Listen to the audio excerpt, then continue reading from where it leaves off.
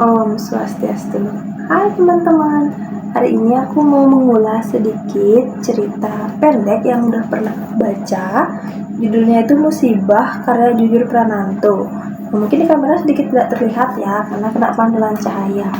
Nah, cerpen Musibah ini merupakan salah satu cerpen dari kumpulan cerpen Kompas tahun 2007, yang dimana cerpen ini tentunya ada beberapa tokoh ya, seperti ada tokoh utama yaitu Budiman, kemudian ada istri Budiman, ada Mbak Lita sebagai tetangganya Budiman, kemudian ada Ustadz Ramadan, ada Bude Muhargo, ada Pak De Muhargo, ada Rina yaitu anak dari Pak De dan Bude Muhargo, dan yang terakhir ada Tito sebagai anaknya Budiman.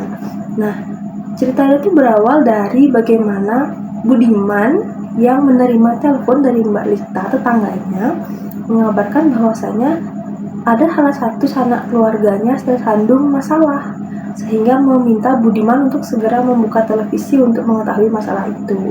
Dan ternyata benar bahwasanya pamannya Budiman atau Pak De Muhargo sedang tersandung kasus yang dituduh sebagai koruptor. Kemudian di dalam cerita ini juga menjelaskan bagaimana alurnya, bagaimana asal muasal mengapa Pak De Muhargo dituduh sebagai koruptor, kemudian bagaimana perjuangan istrinya yaitu Bude Muhargo untuk bersembunyi dari kejaran wartawan yang berusaha mengulik kehidupan mereka setelah Pak De Muhargo tersandung kasus. Dan ada juga bagaimana perannya Ustadz Ramadan di sini yang menjelaskan bahwasanya beliau adalah seorang ustadz yang mengelola pesantren yang sudah dibangun oleh Pak De Muhargo sebelumnya. Nah, tentunya secara umum cerita ini sangat bagus ya teman-teman, mengulas tentang bagaimana sih kehidupan keluarga tersebut, kemudian bagaimana konflik-konflik yang diberikan, setelah itu bagaimana penyelesaiannya, sehingga menghadirkan karakter Tito sebagai anak kecil yang mungkin di usia yang masih kecil, penuh dengan pertanyaan mengapa eyangnya atau kakeknya itu tertangkap ataupun tersandung kasus. Nah, berawal dari Tito yang melihat bagaimana kakeknya muncul di TV seperti itu ya teman-teman. Nah, jadi aku saranin banget buat teman-teman bisa dibaca secara detail bagaimana sih cerita ini.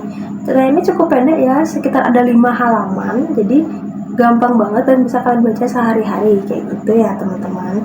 Selain itu, tentunya pasti bakal banyak banget ada pengajaran apa saja sih yang terselipkan dalam cerpen ini, sehingga wajib banget teman-teman harus baca ya sampai habis. Aku jamin ceritanya bagus dan akan memberikan pengajaran tentunya.